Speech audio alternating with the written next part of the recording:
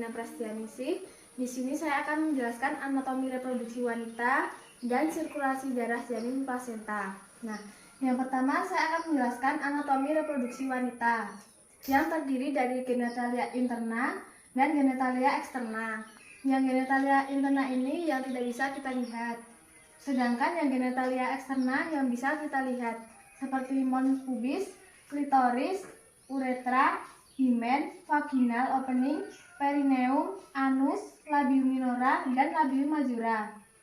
Nah, secara umum alat reproduksi wanita itu terdiri dari ovarium, tuba fallopi, uterus atau rahim, labium minora, labium majora, vestibulum, vagina, serta himen. Nah, selanjutnya saya akan memberikan penjelasan dari bagian-bagian alat reproduksi. Yang pertama yaitu ovarium. Ovarium ini adalah tempat pembentukan sel telur. Ovarium ini berjumlah sepasang dan berada pada rongga badan. Ovarium ini disebut juga dengan indung telur.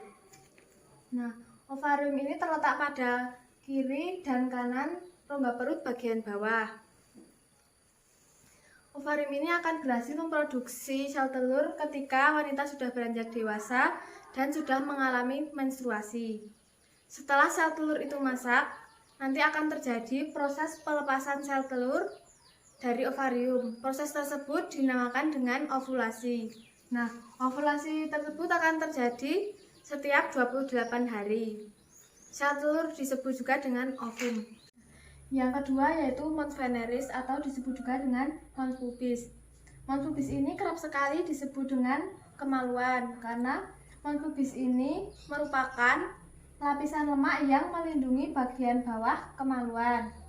Nah, fungsi lain dari mons veneris ini yaitu melindungi bagian tulang dan jaringan bawah kemaluan serta menghasilkan bau yang dapat merangsang seksual. Nah, yang ketiga yaitu tuba fallopi. Tuba fallopi ini disebut juga dengan saluran telur. Nah, saluran telur ini merupakan sepasang saluran yang berada pada kiri dan kanan rahim. Ukurannya sepanjang 10 cm dan saluran ini yang menghubungkan rahim dengan ovarium melalui fimbriae.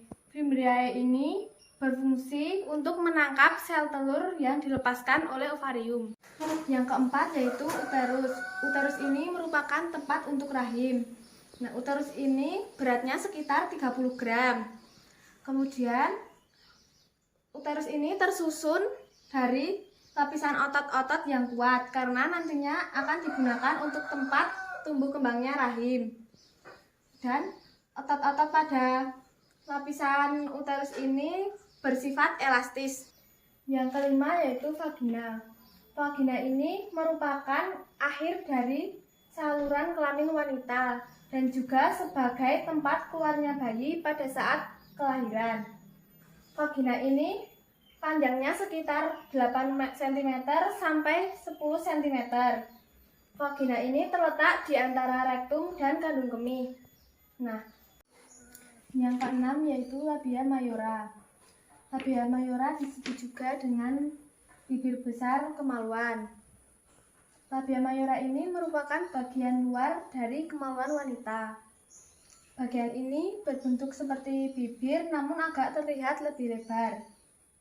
Bagian ini juga terdiri dari jaringan kelenjar keringan dan juga kelenjar lemak. Yang ketujuh yaitu labia minora.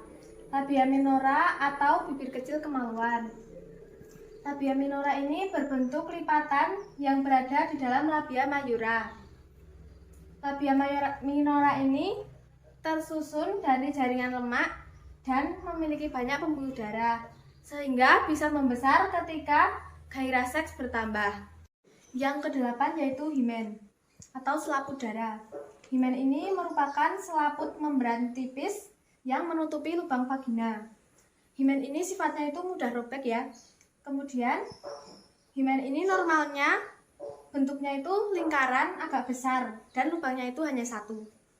Yang terakhir yaitu vestibulum. Vestibulum ini merupakan rongga pada kemaluan yang dibatasi oleh labia minora pada sisi kanan dan sisi kiri. Dibatasi juga oleh klitoris pada bagian atas, serta dibatasi oleh pertemuan labia minora pada bagian belakang. Nah, yang selanjutnya saya akan menjelaskan sirkulasi darah janin plasenta. Sirkulasi darah dalam rahim itu tidak sama dengan sirkulasi pada bayi dan anak. Dalam rahim, paru-paru itu tidak berfungsi sebagai alat pernafasan, namun pertukaran gas dilakukan di dalam plasenta. Nah, pembentukan pembuluh darah dan sel darah itu dimulai dari minggu ketiga dan bertujuan untuk menyuplai embrio dengan oksigen dan nutrien dari ibu. Ini sirkulasi darahnya, darahnya mengalir dari plasenta menuju ke vena umbilicalis yang berada di dalam tali pusat, dan jumlah darah yang mengalir itu sekitar 125 ml per kilogram per berat badan per menit atau sekitar 500 ml per menit.